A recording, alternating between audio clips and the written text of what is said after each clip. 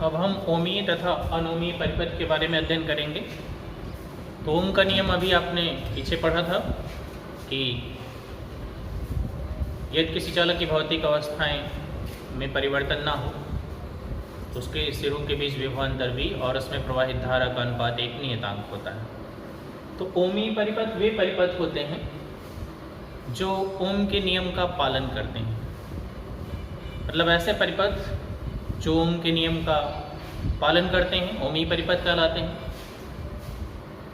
और इनके बीच v तथा i के बीच खींचा गया ग्राफ एक सरल रेखा होती है। जैसे ये x अक्ष पर हम v ले लें विभवांतर और y अक्ष पर धारा i ले लें, तो v और i के बीच जो हम ग्राफ ड्रा करेंगे वो एक स्ट्रेट लाइन प्राप्त होती है, क्योंकि विभवांतर और धारा का अनुपात नियत होता है। ये परिपथ कैसे कहलाएंगे? ओमीय परिपथ। ओम का नियम वास्तव में एक धात्विक चालकों के लिए सही होता है। हर जगह ओम के नियम का जो है फॉलो नहीं होता। जैसे अर्धचालकों में पूर्णतया ओम के नियम का पालन नहीं होता, परंतु कुछ जहां पर ऐसे परिपथ, ये तो ओमीय परिपथ हो गया, ये ओमीय परिपथ सभी धात्विक चालकों के लिए। अनोमीय परिपथ में क्या होते हैं? ऐसे परिपथ जो ओम के नियम का पूर्णतया पालन नहीं करते, अनोमीय परिपथ कहलाते हैं। जैसे हम किसी परिपथ में तार की जगह पे टार्च का बल्ब लगा दें, टार्च का बल्ब लगा देते हैं, तो उसमें अगर हम v और i के बीच ग्राफ ड्रा करते हैं, विभवांतर v और धारा i टार्च के बल्ब का है, ये धात्विक तार है, धात्विक तार, और ये है जैसे टार्च का बल्ब, टार्च का बल्ब। अगर हम ये टार्च का बल्ब लगा दें तार के स्थान पर, तो उसके अगर हम विभवांतर और धारा के बीच ग्राफ ड्रा करते हैं, तो शुरू में तो कुछ सीधी रेखा होता है, लेकिन बाद में ये वक्र टाइप में हो जाता है, बाद में ये हो जाता है वक्र टाइप में। तो v और i के बीच ग्राफ जो है सरल रेखा प्राप्त नहीं होती, मतलब इसमें ओम के नियम का पालन नहीं होता। तो यह परिपथ क्या कहलाएगा? अनोमीय परिपथ कहलाएगा। इसको कहेंगे अनोमीय परिपथ, अनोमीय परिपथ। से अर्धचालकों में v और i के बीच जो ग्राफ खींचा जाता है वो सरल रेखा प्राप्त नहीं होती। इस प्रकार ये अनोमीय परिपथ हो गया। अब हम पढ़ेंगे गत्यात्मक प्रतिरोध का अध्ययन करेंगे। चीज हमें पढ़ना है गत्यात्मक प्रतिरोध।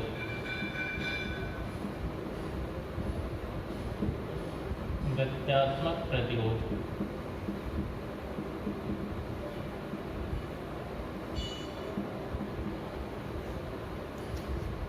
गत्यात्मक प्रतिरोध में जैसे ये अनोमीय परिपथ के लिए होता है।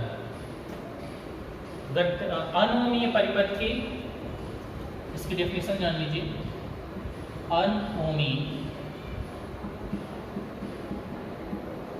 अनोमीय परिपथ के किसी खंड में आरोपित विभवांतर, किसी खंड में आरोपित विभवांतर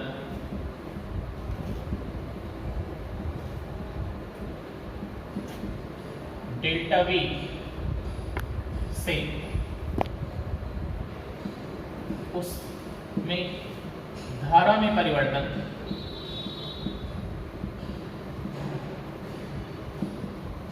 उसमें धारा में परिवर्तन डेल्टा i है, तब delta v upon delta i का अनुपात, delta v upon delta i का अनुपात ही उस परिपथ का गत्यात्मक प्रतिरोध कहलाता है।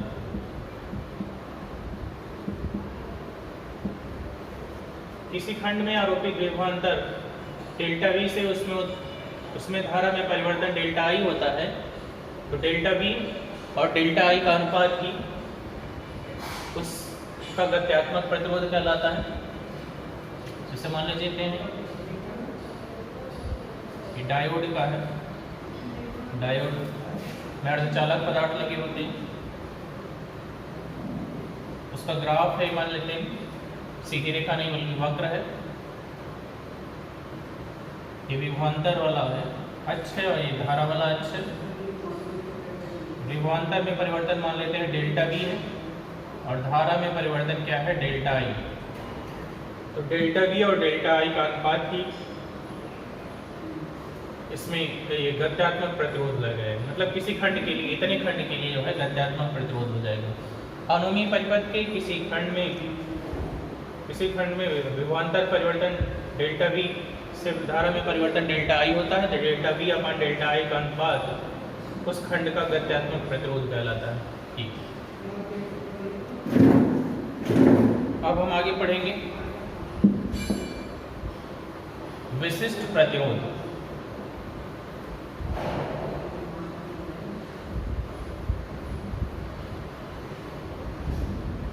विशिष्ट प्रतिरोध के बारे में हम आगे पढ़ेंगे।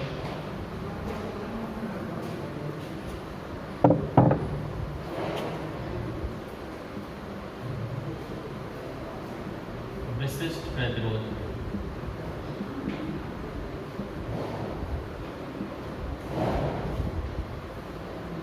Specific resistance. विशिष्ट प्रतिरोध, इसको रो से प्रदर्शित करते हैं, ग्रीक अक्षर रो से। इसकी परिभाषा क्या होती है, किसी चालक में वैद्युत क्षेत्र की तीव्रता I तथा धारा घनत्व J का अनुपात इस चालक का विशिष्ट प्रतिरोध कहलाता है। किसी चालक में वैद्युत क्षेत्र की तीव्रता E तथा धारा घनत्व J का अनुपात उस चालक का विशिष्ट प्रतिरोध कहलाता है।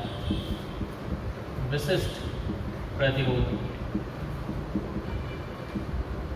कहलाता है। वैद्युत क्षेत्र की तीव्रता E और धारा घनत्व J का अनुपात उस चालक का विशिष्ट प्रतिरोध कहलाता है। इसे ग्रीक अक्षर रो से प्रदर्शित करते हैं।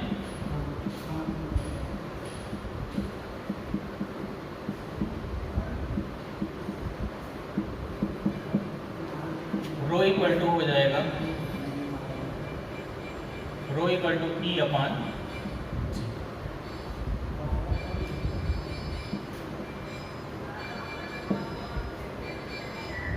परंतु हम जानते हैं, क्योंकि वी नो दैट, हम जानते हैं कि वैद्युत क्षेत्र की तीव्रता E इक्वल टू होता है V अपान L।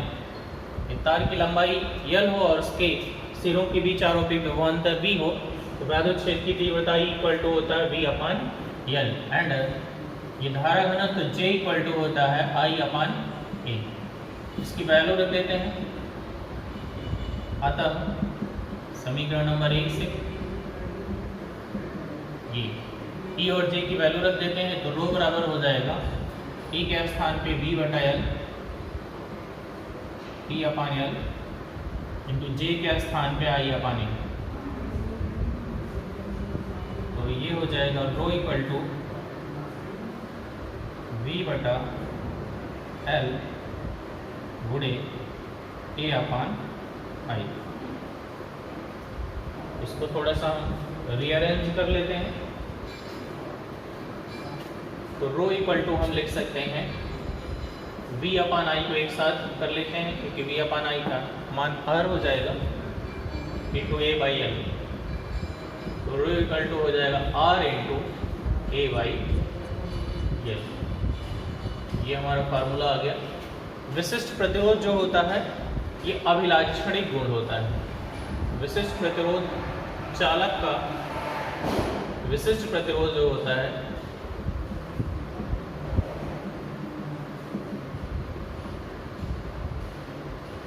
चालक का अभिलाक्षणिक गुण।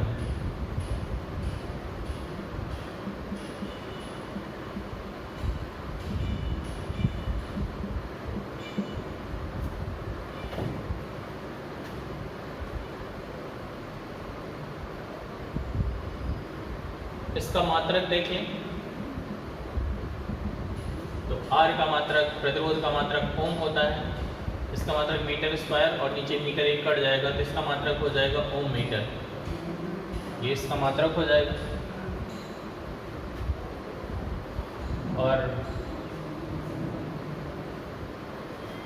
इसका विमीय सूत्र हम अगर निकालना चाहें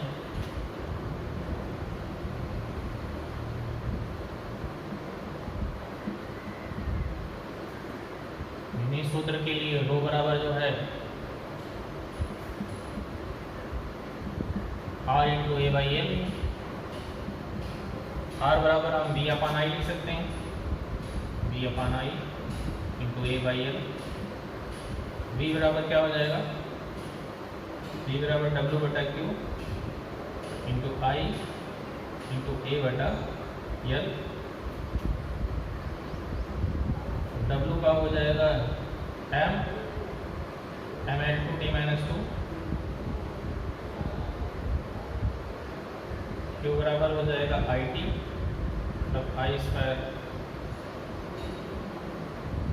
into T into L, L का जो है एल हो जाएगा और यहाँ ए का एक क्षेत्रफल का एल स्क्वायर हो जाएगा और यहाँ आई स्क्वायर के स्थान पे हम लिख सकते हैं ए स्क्वायर टी, ए स्क्वायर, तो इसका विमीय सूत्र आ जाएगा, यहाँ यल से इसकी एक पावर कट जाएगी और ये हो जाएगा m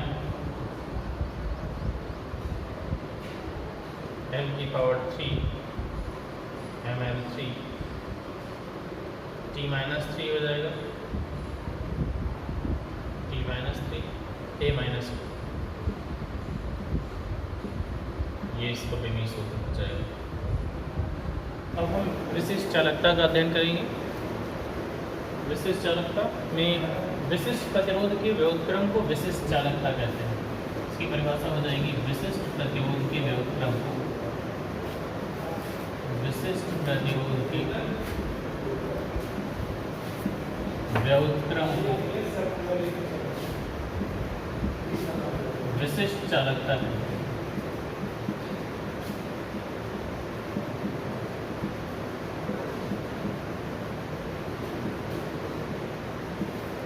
कहते हैं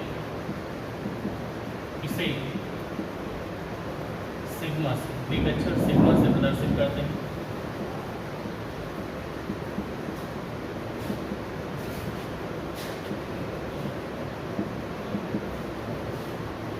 सिग्मा इक्वल टू हो जाएगा 1 अपान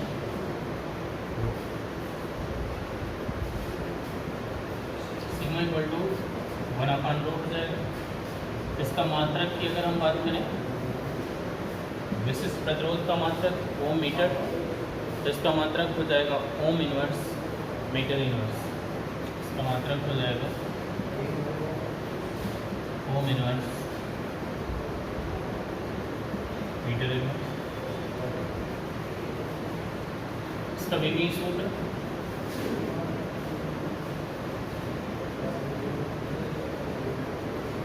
विमीय सूत्र की बात करें, विमीय सूत्र बराबर हो जाएगा 1 अपान ये, रो का विमीय सूत्र लिख लेते हैं। रो का विमीय सूत्र होता है या अभी हमने निकाला था पीछे एम एल टी टी की पावर -3 और ए माइनस 2, तो इसका विमीय सूत्र हो जाएगा m -1 l -3 टी पर 3 8, ये इसका विमीय सूत्र हो जाएगा।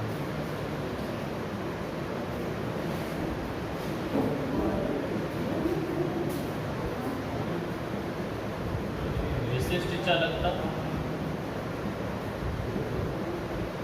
एवं धारा घनत्व में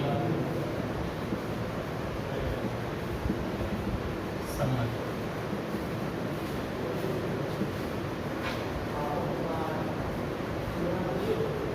विशिष्ट चालकता एवं धारा घनत्व में संबंध। अभी हमने पढ़ा है sigma equal to 1/ρ। We know that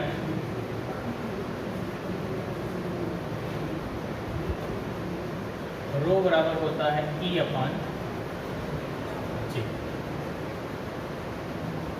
ρ बराबर E/J। तो सिग्मा बराबर क्या हो जाएगा?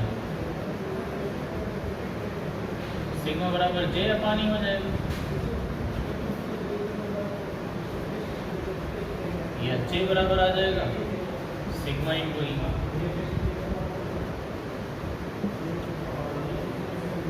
यही जो है धारा घनत्व और विशिष्ट चालकता में संबंध, यही धारा घनत्व तथा विशिष्ट चालकता में संबंध है।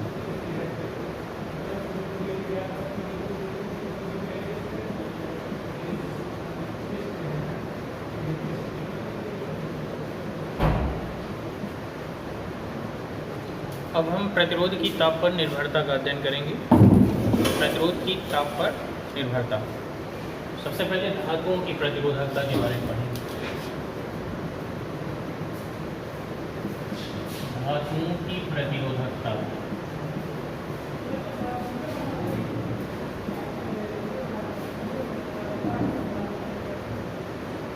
प्रतिरोधकता मतलब होता है विशिष्ट प्रतिरोध।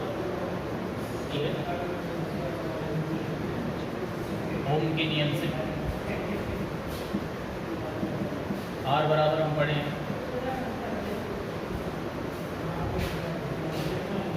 N² tau L/I। R की वैल्यू होती है यम N² टाउ L/K। चूँकि M इलेक्ट्रॉनों की संख्या N, E, L तथा A का मान नियत है। M इलेक्ट्रॉन का द्रव्यमान है, N एकांक का आयतन में इलेक्ट्रॉनों की संख्या है, E इलेक्ट्रॉन का आवेश है, टाउ क्रांतिकाल है, लंबाई ये तार की लंबाई और क्षेत्रफल उसका, ये सारी चीज़ें नियत हैं। तो हम कह सकते हैं R प्रोपोर्शनल टू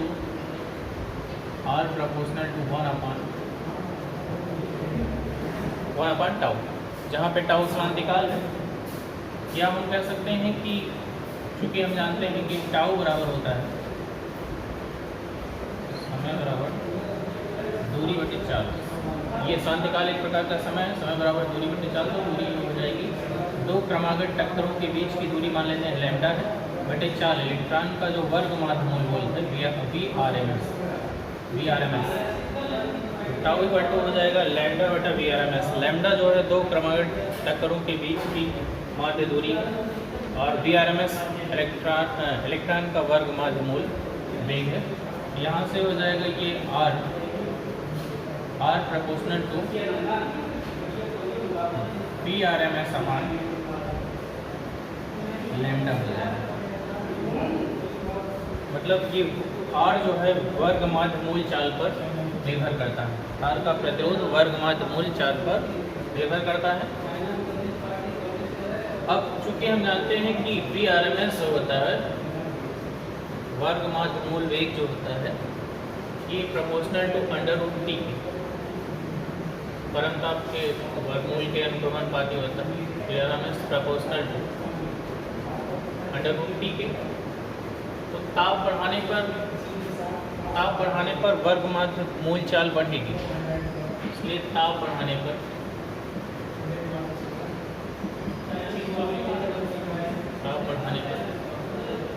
VRMS का मान बढ़ेगा।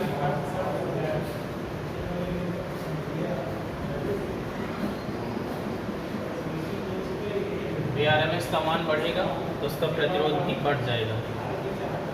अतः तार का प्रतिरोध बढ़ेगा,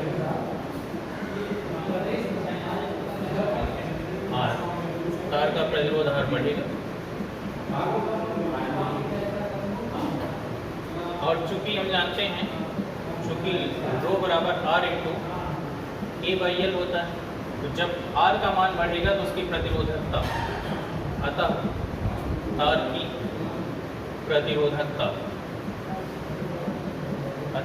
की प्रतिरोधकता रो भी बढ़ेगा।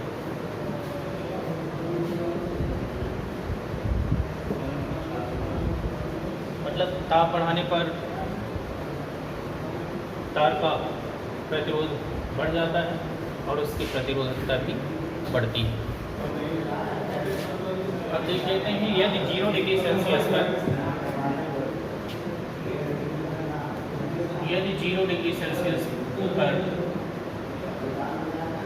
तार का प्रतिरोध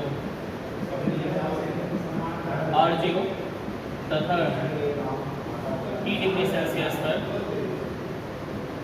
तार का प्रतिरोध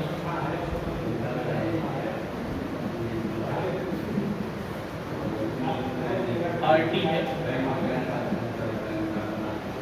तब इसमें संबंध होता है RT बराबर होता है RT बराबर R0 ब्रैकेट में 1 प्लस अल्फा टी। ये फार्मूला होता है, तो मान लेते हैं क्वेश्चन नंबर फर्स्ट। हाँ, यदि 0 डिग्री सेल्सियस पर तार का प्रतिरोध R0 और T डिग्री सेल्सियस पर तार का प्रतिरोध RT है, तब इसमें संबंध होता है RT बराबर R0 1 प्लस अल्फा टी, जहाँ पर अल्फा जो है तार का प्रतिरोध ताप गुणांक, और इसका मान होता है अल्फा बराबर RT माइनस R0 गुणे T प्रति डिग्री सेल्सियस होता है। और धातुओं के लिए हम जानते हैं, अधिकांश धातुओं के लिए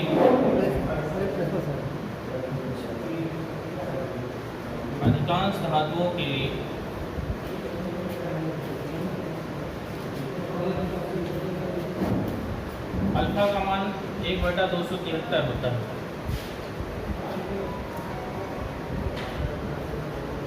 अधिकांश धातुओं के लिए अल्फा का मान 1/273 होता है। इसलिए समीकरण 1 से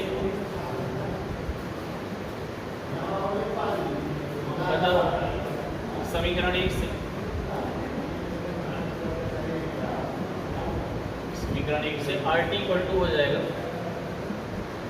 R0 1 प्लस अल्फा का मान 1/273 रख देंगे और T ऊपर है, यहाँ पे T लिख सकते हैं।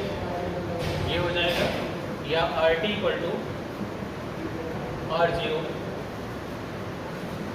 273 प्लस T अपान 273, या RT इक्वल टू R0, इसको 273 प्लस T जो है परम ताप के बराबर होता है, कैपिटल T अपान 273, या RT प्रोपोर्शनल टू T, जहाँ T जो है परम ताप, RT प्रोपोर्शनल टू T, या अभी हम जानते थे कि जहाँ T जो है क्या है, परम ताप, एंड RT प्रोपोर्शनल टू आया था 1/τ।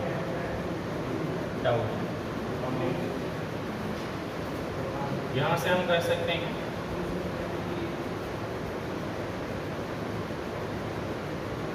Tau proportional to 1/t।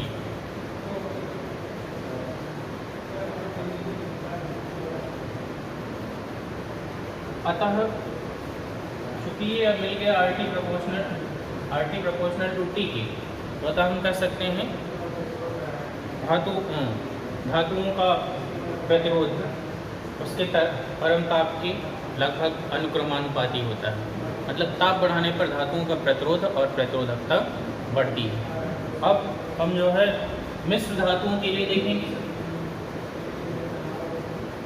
मिश्र धातुओं में भी ताप बढ़ाने पर उनका भी प्रतिरोध बढ़ता है और प्रतिरोधकता भी बढ़ती है, लेकिन धातुओं के अपेक्षाकृत कम होता है। और अर्धचालकों के लिए मिश्र धातुओं में भी प्रतिरोधकता बढ़ती है,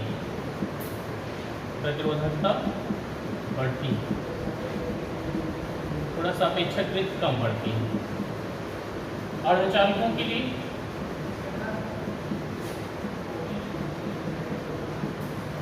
अर्धचालकों में उल्टा होता है। अर्धचालकों का ताप बढ़ाने पर उनकी प्रतिरोधकता कम होती है, प्रतिरोधकता या प्रतिरोध कम हो जाती है।